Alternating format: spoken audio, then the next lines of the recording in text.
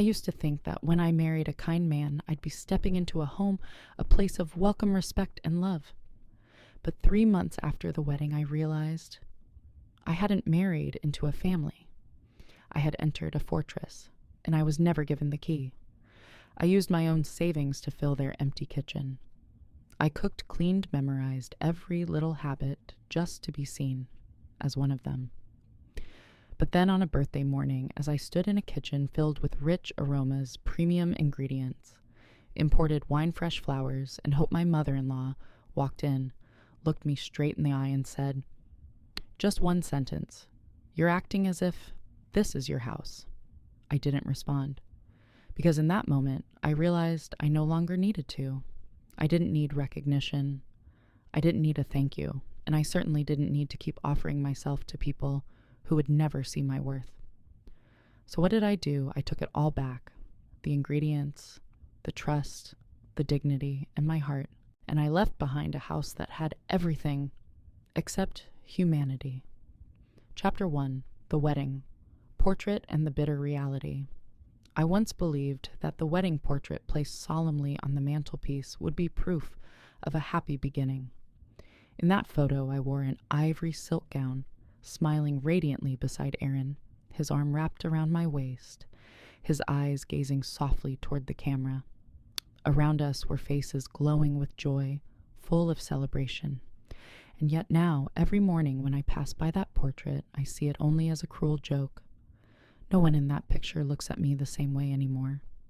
3 months, 92 days, I have lived in that house as a stranger. Every morning, I wake earlier than everyone else, brew the coffee, clean the kitchen, fold the towels, prepare lunch for my husband.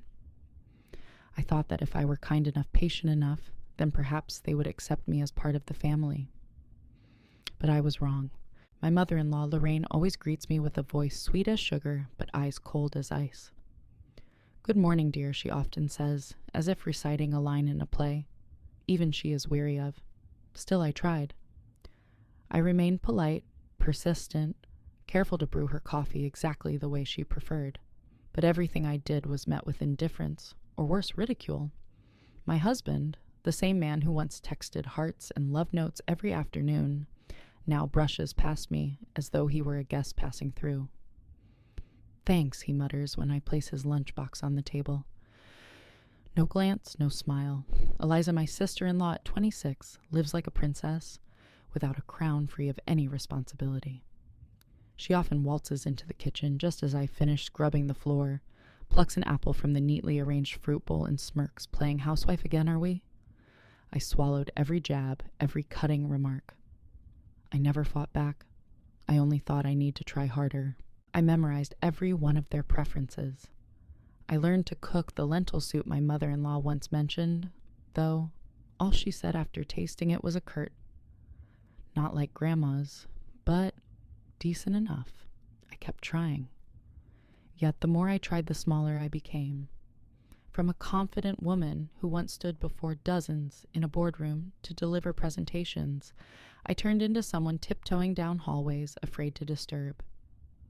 From a girl brimming with faith and love, I became a shadow drifting through my own marriage. I don't know when it happened, when I started to believe that if I folded the towels perfectly, scrubbed the kitchen spotless, baked the bread just right, then maybe I would be acknowledged. I remember my grandmother used to say, "Marriage isn't about keeping a house clean, it's about building a home together." But how could I build anything when I'm the only one holding the hammer? Chapter 2, A House That Was Never a Home. Every morning I walked down the stairs with a strange sense of certainty. I already knew exactly what I would see. A pile of dirty dishes stacked in the sink, coffee grounds scattered across the countertop, and Lorraine's familiar smile, the kind that never reached her steely eyes. "Freshly brewed coffee," I said, trying to keep my voice light, gesturing toward the pot I had prepared at 6 a.m. "Oh, how thoughtful," she replied, her tone as sweet as syrup, but hanging in the air like a veiled insult. She poured herself a cup, stirred in her cream with slow elegance, then delivered a line that pierced straight through my chest, but I still prefer it stronger. Erin always gets it just right. I nodded and forced a smile, pretending her words didn't sting. I was used to it by now. With comments like that casually tossed comparisons, I was always the one left at the bottom of the list. Erin walked into the kitchen at that moment, hair tousled, still wearing the same wrinkled shirt from yesterday. He kissed his mother on the cheek, a mechanical, emotionless gesture, then turned to me with an expression as distant as if I were a guest who'd overstayed her welcome. "Morning," he mumbled, eyes glued to his phone. I pointed to the neatly packed lunch on the table. "I left your lunch right there." "Yeah, thanks," he said, without even looking up. The man who used to send me heart emojis during every lunch break no longer bothered to meet my eyes. Maybe those I love yous had long grown moldy somewhere inside that phone he held so tightly. Footsteps echoed from upstairs. Eliza was coming down. Every step she took seemed to mark her territory in this house. At 26, Eliza still lived like a child, endlessly spoiled. No dishes to wash, no meals to cook, not a single responsibility. She scanned the kitchen, chin lifted in mock curiosity. "Who's being all productive today? Kitchen's spotless." Then with a half smirk, "Playing wifey again. Huh." I swallowed the lump rising in my throat. "Just tidying up a little." "Eliza," I wanted to say, "I'm not the maid," but instead I gave a tight-lipped smile, telling myself that patience was a virtue. She plucked an apple from the basket I had arranged the night before. "Funny how Mom managed this house perfectly fine for 30 years and never needed a live-in maid," she added pointedly, eyes never leaving mine. Erin said nothing. He scrolled absently through his phone like he hadn't heard a thing. I waited, hoping for a word in my defense, a look of support, but silence stretched on until it became an invisible slap. I stood there surrounded by people I was supposed to call family, feeling like some misplaced decoration. I didn't know if this house had ever been a home for anyone, but for me, it never was. The bathroom mirror reflected a stranger, a woman who had once taken pride in her career, in her sense of self, now believing that love could be earned with perfectly folded towels and a kitchen scrubbed spotless. My grandmother used to say, "A house isn't a home if you're the only one laying the bricks," and I think maybe she was right. Chapter 3. I tried to be a daughter-in-law, but they saw me as the help I used to believe. That if I was sincere enough, people would feel it. That if I loved enough, cared enough, endured enough, one day they would open their hearts to me. I used to believe that until I became a shadow in the very kitchen I cooked in every day. I remember that day clearly. During my lunch break, I wandered through the local market, mentally noting Lorraine's eating habits. In one rare moment when she spoke of her grandmother, I caught a small detail, how much she used to love lentil soup from the old days. It was just a passing comment, but I stored it in my mind as a chance to grow closer to her. That evening, I tried making the soup, the kitchen filled with the warm scent of sautéed onions and herbs. For the first time in weeks, I felt like I was doing something that mattered. Erin walked in as I was stirring the pot. "What's that smell?" he asked, his tone gentler than usual. I turned a flicker of hope in my chest. "Your mom's favorite. I found a similar recipe and gave it a try." He nodded slightly, looking mildly surprised. "She'll probably like it." I thought that was a good sign, a small step forward. But when Lorraine tasted it, she merely raised an eyebrow and muttered, "It's passable." Just that one word, and I couldn't sleep the entire night. From that day on, I tried even harder. I memorized every little preference. Eliza liked her coffee with 2 spoons of sugar, no cream. Erin hated wrinkled shirts, so I made sure to iron and hang them right after drying. I placed fresh flowers in the living room every Thursday, the day of my mother-in-law's bridge club meetings. I became someone who never showed fatigue. Always smiling, always polite, always agreeable. An unpaid servant, a cleaning machine that knew how to smile. And then, one Tuesday afternoon, just as I had finished wiping down the living room table, I found Eliza and her group of friends sitting there. One of them looked me up and down, then giggled. "So this is the famous wife."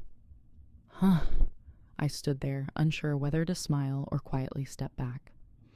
Eliza said, "You're really good at housework," the girl added as though it were a flaw. So cute. Like having a live-in maid and for free. They laughed. And I stayed silent. I forced a reply. I just try to help out. But my voice was so faint I wasn't even sure I'd said anything at all. That night, lying next to Aaron, who was fast asleep, I stared up at the ceiling. A ceiling that felt foreign. In a house that felt foreign. A place where I had been allowed to stay but never truly belonged. And it was in that moment that I realized there's a huge difference between being invited into a house and being welcomed into a family. I had been invited in, but never, not once, had any of them truly wanted me to stay. Chapter 4. Hope. I planned a birthday for my mother-in-law. I didn't know why I kept trying. Maybe it was because I believed that everyone had a soft side, it just hadn't been touched the right way yet. I started thinking about Lorraine's 62nd birthday as an opportunity, a chance to do something meaningful. Maybe if I showed her that I cared, that I remembered even the smallest details about her preferences, Lorraine would begin to see me differently. No longer just the girl who married my son, but someone who was truly part of the family. I opened my banking app at midnight.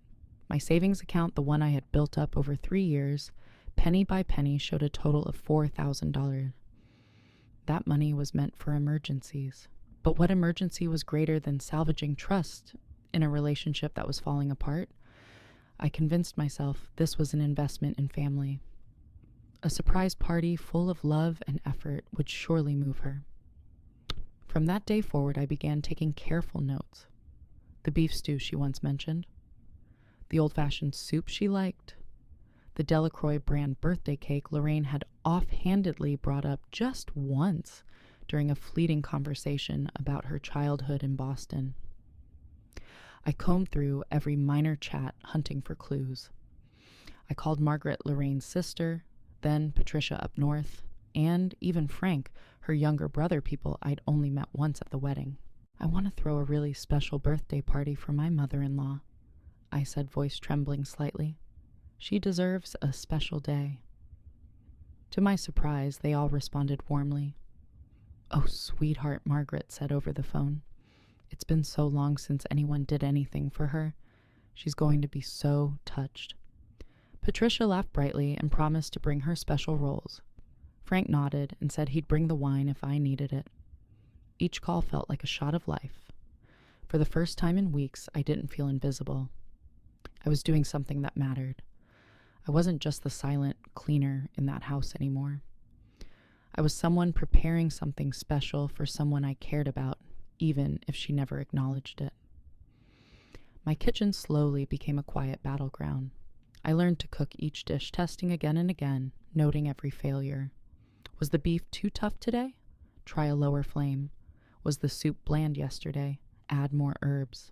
I worked tirelessly, not out of obligation, but because I believed this could change everything. I imagined Lorraine's surprised eyes as she stepped into a house filled with flowers, with scents from her childhood, with family members she hadn't seen in years. I pictured her smiling, truly smiling for the first time. And in that moment, I would know all my efforts had been seen. I didn't need flowers or words of gratitude. I only needed a single look of recognition. Just one look would be enough to make me believe that I hadn't been entirely wrong in choosing to step into this house. Chapter 5. I spent all my savings. The days of preparation. That Saturday, I left the house early. I didn't tell anyone. No one asked. The sun hadn't fully risen yet when I arrived at the farmer's market, a place that used to be just a weekend stop for casual strolls. But that day, it felt like a world of its own, where I had full control to choose something that truly belonged to me. I walked past every stall through rows of vegetables arranged like artwork. I picked the plumpest carrots, the perfectly sized white radishes, and the grass-fed beef, the kind I'd never dared to splurge on when shopping for the whole household. When I stood in front of the spice vendor, my eyes stopped on a small glass jar containing golden threads as fine as silk saffron. price tag made me hesitate. 1 ounce cost nearly as much as a week's worth of groceries. Special occasion, the seller asked. I gave a faint smile, though I wasn't sure if I was truly smiling or just reacting out of habit. The most important meal of my life, I replied. I didn't know why I said that, but the words echoed in my mind for the rest of the day. I went to the imported goods store to find the exact cake mix Lorraine once mentioned, Delacroix Potty. Just a casual remark about her childhood abroad, but I had remembered, and now I found it. The box was wrapped in ivory-toned paper, elegant and haughty, just like the woman I was planning this party for. $38 for a box of cake mix. I handed over my card without hesitation. Each night after that, I turned the kitchen into a miniature war zone. While Aaron buried himself in his laptop and Eliza disappeared upstairs with her delivery meals, I worked in silence, like a secret agent preparing for a classified mission. Recipes covered the counters, sheets of notes scribbled with every adjustment, every small failure. Tuesday stew too salty, cut sauce in half. Wednesday mashed potatoes clumpy, use warm milk instead of cold. Thursday sautéed beans overcooked, stir faster. I started to understand each ingredient the way I understood my own emotions. Every pinch of salt, every dash of pepper, every tasting was a lesson in patience, in hope, in placing love into something I wasn't sure I would get anything back from. I called Margaret again, then Patricia, then Frank this time, to finalize the schedule, coordinate arrival times, and firmly instruct them not to say a word to Lorraine. They were even more excited than I was. They reminded me to rest, to take care of myself. I smiled touched, but didn't have the heart to tell them I hadn't had a full night's sleep all week. In my mind, I saw the perfect evening, everyone arriving on time, Lorraine, walking in, stunned, then smiling. A real smile. The first one I'd ever see from her. I pictured her looking at the dinner table filled with childhood dishes lit with warm candles, surrounded by loved ones she hadn't seen in so long. I didn't know if she would hug me or say thank you, but if she just looked at me with genuine eyes, acknowledging that I had done this for her, it would all be worth it. I wasn't asking for praise. I just wanted to be seen as someone who wasn't invisible, to be seen as more than the live-in maid in her son's house. I needed Lorraine to see me as a person, and I believed this time she would. Chapter 6, Birthday Morning. Spilled rice, cruel words, and the final blow. I had woken up at 4 a.m. No alarm clock needed. My body rose on its own program by pressure and hope. The kitchen was unusually quiet. No footsteps, no sound from the TV, no trace of Lorraine's expensive perfume or the lavender-scented laundry from Eliza's room. It was just me surrounded by a soft yellow glow in a kitchen where everything was set perfectly in place. The lentil soup had begun to simmer. The aroma of sautéed shallots, mingled with cinnamon ginger and a hint of saffron, even though I had hesitated to use it, mourning every thread. Each time I stirred the pot, I whispered to myself, "She will see. She will notice." I checked the beef stew one final time before lowering the heat. The vegetables were evenly chopped, arranged by color. The cake was already decorated, and the bottle of Bordeaux waited quietly in the fridge, ready to be uncorked. For the moment, I had imagined the warmest one in these past 3 months living here. I was chopping onions when I heard footsteps coming down the stairs. Heavy, deliberate, unhurried. Lorraine entered the kitchen in a cream-colored robe hair still in curlers. Pillow lines faintly creased across her face. She paused at the doorway, eyes scanning the room like someone stepping into a gallery she hadn't yet approved of. "Good morning," I smiled gently, still slicing vegetables. "Did you sleep well?" She didn't answer right away. She walked in, slowly, letting her gaze rest on every ingredient, every pot, the bouquet I had just arranged. Then she looked directly at me. Her voice, when it came, was sharp and cold, a blade wrapped in silk. "You're acting as if this is your house." My hand froze on the cutting board. The knife rested against an onion, but her words cut far deeper. I turned toward her, waiting. Perhaps for a smirk, a soft laugh to ease the tension, but there was none. She just looked at me with indifference, with disgust, as if my very presence was an inconvenience. "What's going on?" came Eliza's voice from the hallway. Moments later, she appeared still in her cat print pajamas, hair-tangled face carrying that familiar look of contempt. Her eyes swept across the kitchen like a laser trace of food premium ingredients, saffron, wine. And then, as if premeditated, she opened the cupboard, pulled out a 5-kilo bag of rice, and dropped it right in front of me. "You're really overdoing it, sis-in-law." The bag split open. White grains scattered across the tile floor. The harsh sound of impact echoed like a slap across my face. The rice lay scattered at my feet, like the broken pieces of trust I had traded for my life savings, and the last bit of naive hope I'd held onto. I stood frozen. Aaron walked in from somewhere, yawning, taking in the scene. A chaotic kitchen, his mother like cold steel, his sister mocking, and me standing in the middle of it, all rice at my feet, soup still boiling behind me, and a heart beginning to fracture.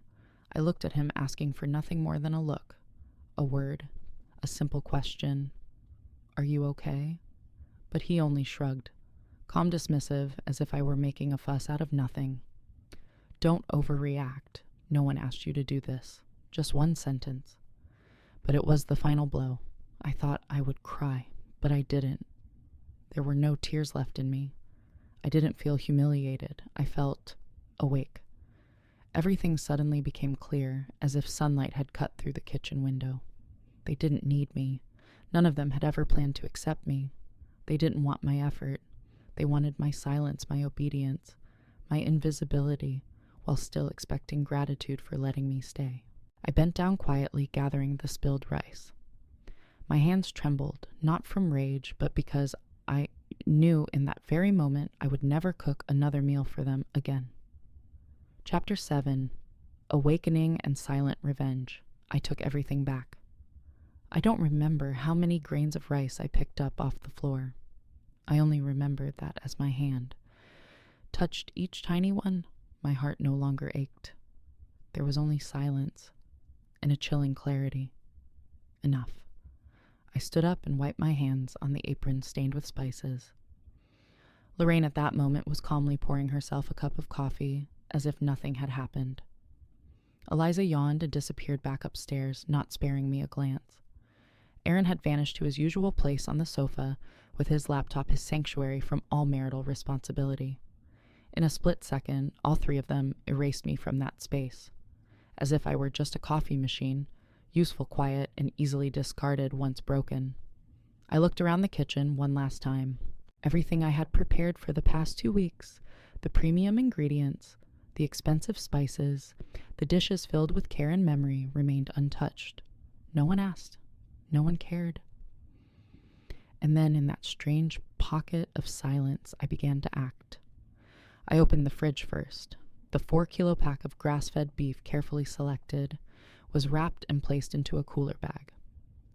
The bottle of Bordeaux, chosen specifically because it was from Lorraine's birth year, was no longer a commemorative gesture.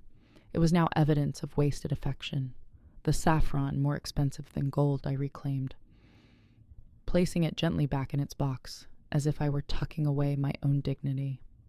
I moved down the kitchen shelves. The Italian olive oil, the aged balsamic vinegar, the overpriced Delacroix cake mixed the box of birthday candles, all 62 of them, which I had counted carefully in the supermarket. I gathered them one by one. No rush, no panic, no hesitation. I wasn't stealing. I was reclaiming. Every item I took back was not just food. It was a piece of my honor I had laid at the feet of people who never deserved it. I opened the small drawer by the stove, pulled out a blank sheet of paper and a blue pen. I wrote 5 words. Not many, but enough for anyone who read them to understand feed your ego. That's all you ever appreciated. I folded the paper and slipped it behind the old cookie tin on the top shelf, where Lorraine liked to stash random things. Maybe she'd find it in a few days, maybe a few weeks. I didn't care. I just wanted her to read it when no one was around to defend her. I went upstairs and opened the closet, Everything I truly owned in this house fit into one medium-sized duffel bag. Clothes, wallet, phone, notebook, a few personal items. The rest, everything I once tried to arrange for this so-called family I left behind. I stood before the wedding photo one final time. I didn't cry. I simply removed the frame from the mantel, slipped the photo out, and kept it. The wooden frame I left that. It belonged in this house, the house of illusions. I texted Sarah, my old college roommate, the one who had been checking in on me for weeks. "Can I come over?" 2 minutes later, she replied, "Come." The door's open. I rolled my suitcase down the stairs. No one asked where I was going. No one tried to stop me. No voice called after me. Not even a glance held me back. I opened the door, stepped outside, and quietly pulled it shut behind me. No slam. No goodbye. Just the soft click of the lock turning like the final seal on a rotting chapter. And in that moment, standing beneath the morning sun, I realized I had just reclaimed the most important thing of all. Me. Chapter 8 I left, and Karma knocked on their door. Sarah welcomed me with a tight hug. No questions, no judgment. Just a warm, gentle embrace enough to remind me that I still had a place to return to. Her apartment was small, but it felt alive. Every detail held a breath of authenticity, from the chipped ceramic mug to the old but clean couch. I sat quietly on that couch, dressed in borrowed pajamas, hands wrapped around a warm cup of tea, and for the first time in 3 months, I felt no need to prove I belonged. I placed my phone face down on the table. I didn't want to hear another message alert or call from that house. But at exactly 6:15 p.m., the time I had told everyone to arrive, the phone began to buzz, like it was being summoned from the dead. Messages poured in: Margaret, then Patricia, then Frank. "Where are you?" "We're standing at Lorraine's door and no one's answering. The lights are on, but no one's coming out." "Is something wrong?" I took a deep breath. Sarah looked at me, worried. "What is it?" I set the cup down and whispered, "It's starting." She didn't need to ask. She just nodded. I didn't reply to the messages. I didn't need to. Because I knew every step of the plan I had laid out. I knew exactly what time they'd arrive. I knew what they had brought: the bread rolls, the wine, the gifts, even the birthday cake I no longer baked. And I knew that inside that house, no one from my husband's family had the faintest idea what was happening. The phone rang. Frank was calling. I picked up. Before I could say a word, he was already shouting, "What the hell is going on?" "Patricia is out here with a tray of hot rolls. Margaret brought a birthday gift, and Lorraine has no clue about anything." Through the speaker, I could hear the doorbell ringing, voices murmuring confusion and frustration rising among people who had spent a week preparing for a party that no longer existed. Then came Aaron's voice, dull and uncertain. Hi everyone. I didn't know we were expecting guests today." Margaret instantly shot back, "Guests. Your wife invited all of us here. It's Lorraine's birthday, isn't it?" "You didn't know." Silence. A few heavy seconds passed. Then Eliza chimed in, annoyed, unapologetic. "She didn't say anything to us. There's no party here. You guys must have misunderstood something." "Misunderstood," Frank practically roared into the phone. "Your wife called each one of us," she said. "Lorraine deserves to be celebrated like she never has before. And now you're just brushing it off." Margaret's voice followed, cold and cutting. "No one forced her to love you people. No one made her spend her entire savings doing something that frankly your own family should have thought of first. But she did it, alone. And you spat on it." I bit my lip, not to hold back tears, but to suppress the smile forming at the corners of my mouth. They were seeing it, all of it, the apathy, the arrogance, the way that family drained others dry and then dismissed their efforts like they meant nothing. And for the first time, I didn't need to explain myself. I didn't need to defend my side. They saw it. Aaron stammered, "She left. Yesterday." Silence. No one responded. And in that silence, I knew the people who once saw me as invisible had just been exposed. Not because I took revenge, but because they revealed their cruelty all on their own. I hung up. No goodbye, no need. I was gone. But the truth was still there. Chapter 9, The Mask Came Off. When the family spoke the words, I no longer needed to, I set the phone down on the table, the screen still glowing. Messages kept pouring in, but I didn't open them. I just sat there, hands wrapped around a cup of lukewarm tea, staring out the window of Sarah's small apartment, the place she lovingly called her healing cocoon. Not a mansion, not a 3-story house. But here I didn't have to bow my head. Funny, isn't it? I used to wish for just one day, just one where everyone would see me as clearly as I had seen them. And now, I had it. Not by shouting, but by walking away. The phone buzzed again. This time it was a voice message from Margaret. I hesitated, then played it.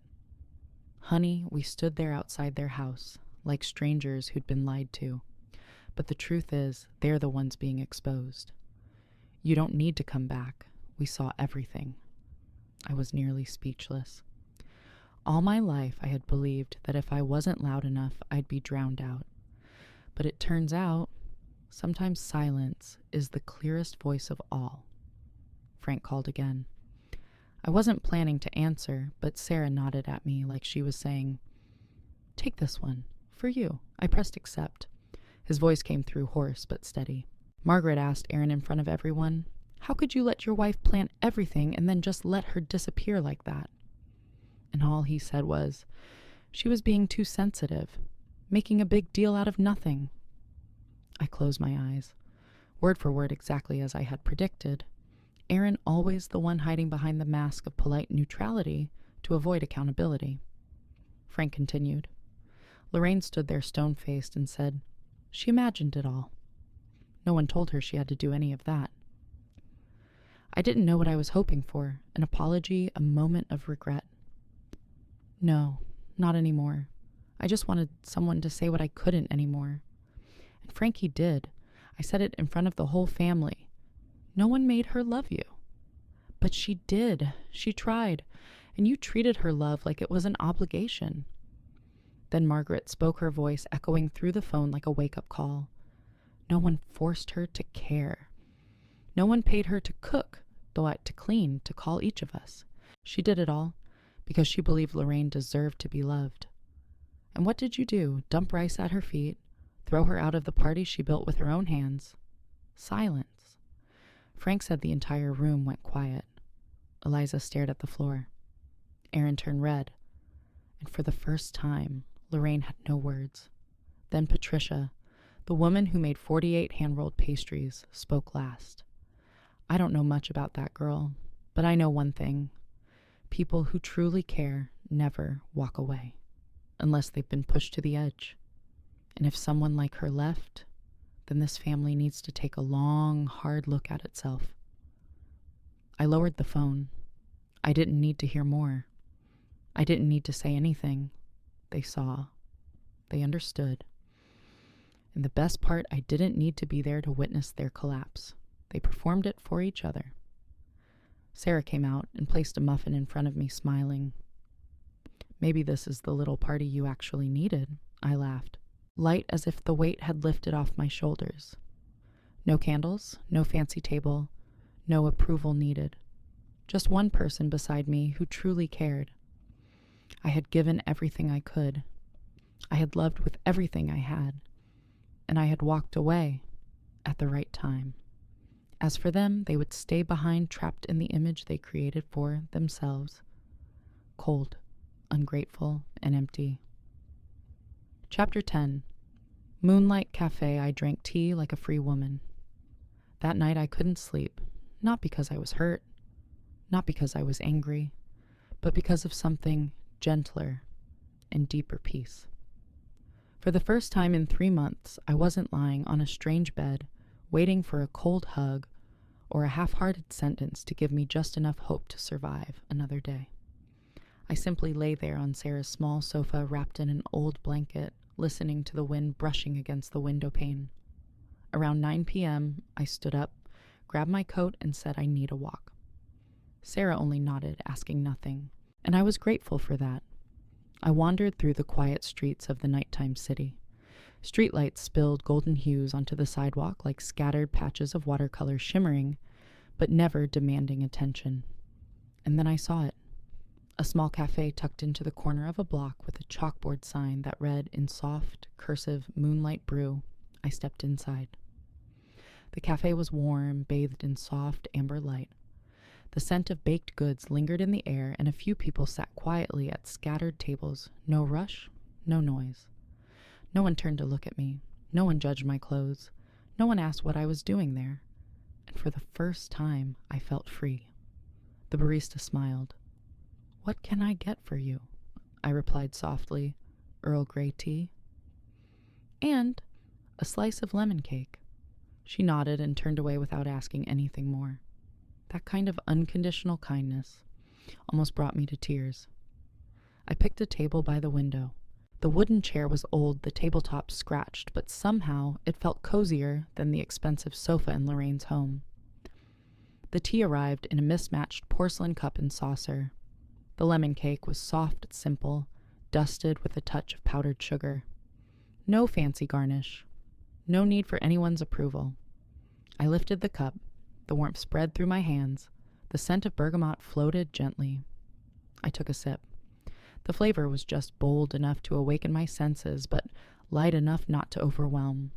And for the first time in what felt like forever, I drank tea without thinking of anyone else. Not wondering would Lorraine like this flavor. Not fearing would Aaron think I'm strange for sitting alone. I simply enjoyed it. Outside the window, a family passed by. 2 children giggled as they clung to their mother's arms. The father knelt to tie one child's shoelaces, his gaze as gentle as moonlight. No one was performing. No one was trying to be good just to be accepted. They were simply being. I watched them pass, and I smiled. No more bitterness, no more hunger to be seen. Because now I saw myself. I was no longer the woman begging to be loved in that cold house. I was the woman who walked away carrying every piece of dignity, heart and strength I once thought I'd lost. I took another sip of tea, warm, soft, free, and in that moment I knew I didn't need to belong to anyone. I only needed to belong to myself. Chapter 11, I don't need them, I have myself. I returned to Sarah's apartment just before midnight.